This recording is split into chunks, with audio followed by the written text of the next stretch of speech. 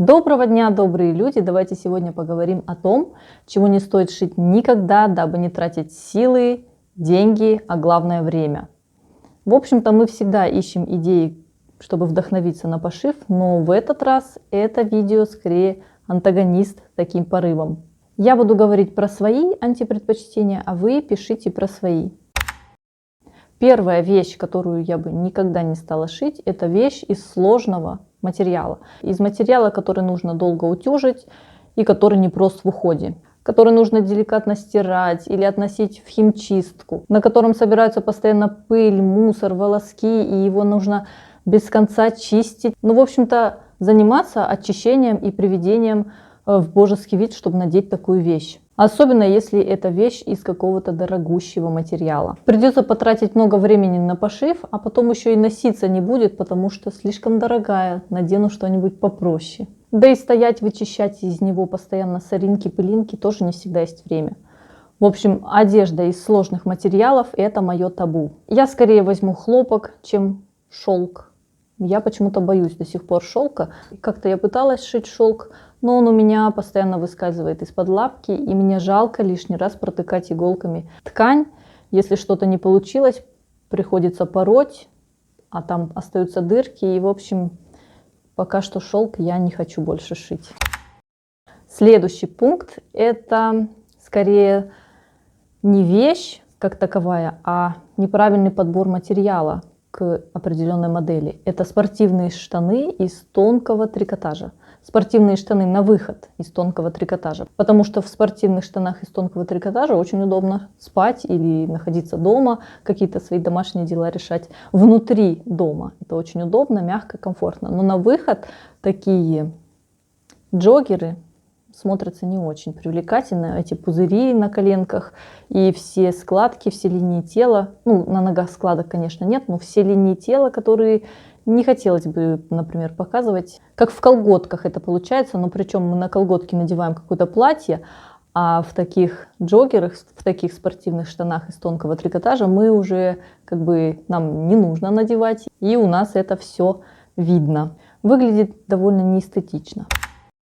Следующий момент, который я бы не стала шить, это вещь из материала, который никак не вписывается в мой гардероб. В общем, это вещь, которую нельзя сшить и сразу надеть и получить удовольствие от ношения этой одежды. Так сказать, закрыть гештальт, что я ее сшила, я ее надела, все, кайф. Это может быть цвет, принт, фактура ткани, не присущая сложившемуся гардеробу. Конечно, если только вы не решили поменять гардероб и начали шить все полностью, тогда уж можно начинать с какой-то выбивающейся вещи и не переживать, что ее не с чем будет носить, так как у вас в планах дальнейший пошив. Или же вы шьете какую-то другую капсулу, отличную, опять же, от вашего гардероба. Тогда, конечно, можно начинать, и у вас уже есть план, с чем вы это будете носить, у вас уже есть ткани или хотя бы задумки. Тогда уж можно смело начинать шить такую нетривиальную для своего гардероба вещь. Ну, а в других случаях лучше все-таки обращать внимание на то, что у нас в гардеробе, и шить уже нечто подходящее, вписывающееся в вашу жизнь, в ваш гардероб. В остальных случаях эта вещь будет висеть и ждать своего часа. Ну или до поры до времени, пока не сошьется что-то подходящее. А там то похудел, то потолстел, и приходится этой вещи дальше ждать своего часа. Четвертый пункт моих швейных нет – это свитера, шапки, шарфы, если кто-то такое шьет, тоже, к примеру, из синтетики. Мы шьем свитер, либо те же шапки для того, чтобы согреться в холодное время года, но синтетические шапки, синтетические свитера с этим почти, либо же никак не справляются. Красота, простота в уходе, яркие цвета – это да, а вот тепло – нет. Но вот как ни крути, согреться в синтетическом свитере, даже поверх, если будет пальто, достаточно проблематично. Люди из стран с хорошими морозами не дадут соврать. Да я и сама, у нас не так уж и холодно на улице, но все равно, если на мне надет свитер из синтетики, то мне довольно-таки прохладно. А вот в этом свитере, который сшит, вернее связано полотно из шерсти, и я его сшила, мне уже достаточно тепло. Я его надеваю один свитер, поверх майки, сверху пальто, и мне не холодно. Дальше мое самое стопроцентное нет. Если свитера, например, из синтетики я могу сшить, но надевать их не в холодное время года и найти время, когда их носить, то следующую вещь я шить не буду никогда, ни за что и зачем. Для меня это зачем? Это укороченный пуховик.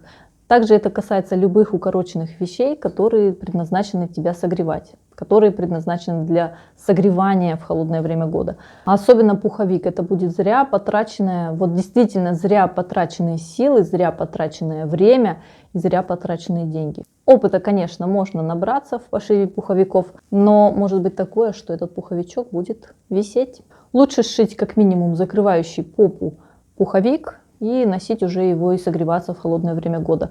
А укороченные пуховики все-таки непонятно, когда носить. В плюс 10 в нем холодно, то есть в плюс 10 в нем жарко, а в плюс даже 5 в нем достаточно прохладно. Вот здесь все тепло, а там дальше пуховичные штаны, разве что если надеть, тогда можно как-то сочетать этот пуховик с такими штанами. Я вот тут фантазирую пуховичные штаны, стеганые штаны, а на самом-то деле стеганые штаны уже носят. В таком случае пуховик укороченный совсем даже и к месту. Но для тех, кто не носит стеганые штаны, например, я, укороченный пуховик, это вот не вариант совсем. 6-й пункт – это обтяжечка из эко-кожи. Какие бы оды ни пели эко-кожи, какая она экологичная, животные не страдают, но обтягиваться все-таки и эко-кожей не стоит. Она работает как неправильная изоляция. В холодное время года в ней прохладно, а в теплое время года она согреет. Лучше, конечно, шить такие вещи из эко-кожи. Это классный материал, из него классные вещи получаются, но такие вещи, чтобы между телом и эко-кожей и вещью мог пройти воздух. Было место, чтобы проходил воздух. В таком случае можно надеть под такие вещи что-то еще для тепла. И верхняя одежда, конечно, из эко-кожи получается восхитительная. Очень удобно, особенно если она эластичная и не сковывает движение. Особенно сейчас, когда такой бум эко-кожных вещей, вполне себе можно шить подобные вещи. Следующее изделие, которое бы я не стала шить, это топы на бретелях, платья на бретелях, не из трикотажа, без выточек по груди. Туда же относятся и рубашки, и платья без достаточной свободы, то есть не оверсайз и без выточек по груди. Но это смотрится нелепо, наверное. Не то, что нелепо, это немножко искажает восприятие фигуры, на которую надета такая вещь. На мой взгляд, это достаточно странно и некомплементарно выглядит, особенно если нет достаточного объема в груди. Грудь выглядит как бы приплюснутой. А если есть хороший объем, то опять же без выточек это будет нечто странное. Как-то странно эта вещь будет сидеть на фигуре. Все-таки либо трикотаж, либо уж выточки точно. Следующий пункт – это вещи из ярко-белых выбеленных натуральных тканей. Как ни крути, они застирываются, приобретают некрасивый мутный оттенок, который почти ничем, наверное, не выведешь, если уж только химическими какими-то ядреными средствами. Но опять же, они портят вещь. Долго ли она прослужит при таких агрессивных воздействиях? Есть же много оттенков белого. Лучше выбирать не ярко-белый выбеленный оттенок, а уже те цвета, которые уходят плавно в более натуральный белый цвет. Если, к примеру, это хлопок, чтобы он был не выбеленный, а натурально белый цвет. Как, например, вот это у меня кофточка, свитер. Или же смесовые ткани в составе с полиэстером. Такую вещь будет проще стирать, и уже белизна не так быстро потеряется. Не потеряется этот презентабельный ярко-белый цвет. Но я бы все равно отдала предпочтение натуральному белому цвету, нежели ярко-белому выбеленному оттенку. 9-й пункт, предпоследний, это скорее не про конкретные вещи, а про тенденции. Категорически никогда не стоит шить под влиянием соцсетей. Иногда какой-нибудь сервис выкроек выпустит определенную модель с мощной рекламной кампанией, с тяжелым пиаром, и смотришь, все поголовно начинают шить эту по этой выкройке. Идет она фигуре или не идет, неважно. Все шьют и нахваливают, и я сошью.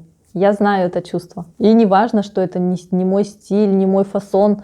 Вот все шьют, вот они там так встают на этих фотографиях, в этих платьюшках так. И так это все красиво, мило смотрится. Ну и что у нее другая фигура, у меня другая фигура. Ну и что я такое не ношу. Я тоже хочу так. Но я себя вовремя останавливаю. Скорее меня даже останавливает то, что у меня не хватает времени. Если бы у меня было больше времени, я бы, наверное, много шила ненужных вещей, ненужных мне вещей. Вот под таким влиянием соцсетей.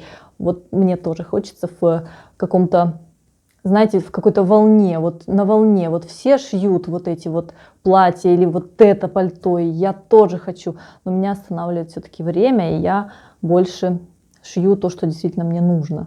Ну вот такой пункт, который я категорически не буду шить, это чтобы на меня никто не влиял. Ну, понравилась мне эта вещь. Поставила лайк, написала комментарий, как классно, и пошла шить свои вещи, которые нужны мне, а не которые понравились на других. Причем на других фигурах, на других женщинах другого возраста. Все-таки я, наверное, в том возрасте, когда я начинаю понимать, что не каждую вещь можно надеть в любом возрасте.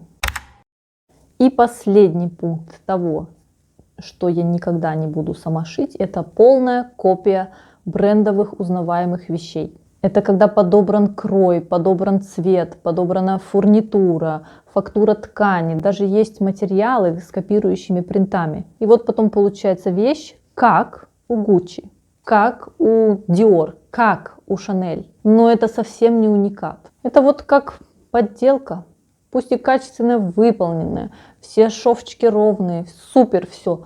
Но это не оригинал. Я обоими руками за эксклюзив, за то, чтобы привносить свои идеи, свое видение в выкройку, в модель, вдохновляться, хоть где вдохновляться, хоть у каких-то брендов, хоть у каких-то магазинов, но шить все-таки по-своему, со своей идеей, со своим, знаете, со своей душой. Когда вещь сшита, вот даже это видно на форумах. Обожаю смотреть форумы, где по одной и той же выкройке сшито обильное множество моделей, и каждая отличается, потому что каждая мастерица, каждый мастер внес свое, что-то свое в эту вещь, и получилось уже совсем что-то другое. Даже иногда не понимаешь, что это и это изделия сшиты по одной выкройке. Даже на том же сайте Бурда, на том же форуме, сколько там можно найти разнообразия отшитого по одной выкройке. И, конечно, у каждого из нас есть свои никогда не буду шить. С удовольствием почитаю в комментариях ваши никогда. И увидимся в других моих видео. До скорой встречи. Пока. Да, что? У меня это надо уроки сделать, а у Так. меня проблема это... Ты типа просто хочешь теперь шить вот так вот? Да. А она ведь так ведь не сможет в ОБСН. Это ты все сама написала? Да. Ты куда правила все Не знаю. Скажи, я не знаю, как это слать. Aber ich kann Ihnen ein Foto schicken oder Ihnen Ну, да. den... Alles kopieren und... Блин, надо на паузу поставить, у меня тут съемка идет.